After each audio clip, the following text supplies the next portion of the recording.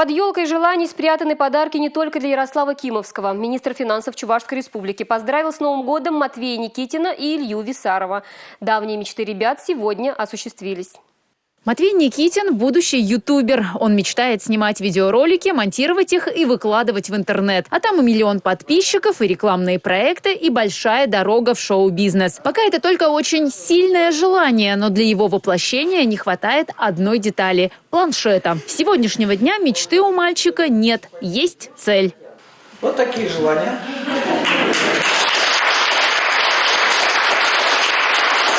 Я тебя поздравляю с наступающим Новым годом. Спасибо. Это от нашего коллектива Министерства финансов. Превратить мечту ребенка в настоящее новогоднее чудо помог министр финансов Михаил Ноздряков и его команда. Во-первых, было очень неожиданно так получить подарок. Очень приятно, что мечта ребенка осуществилась в лице министра финансов. Очень приятно.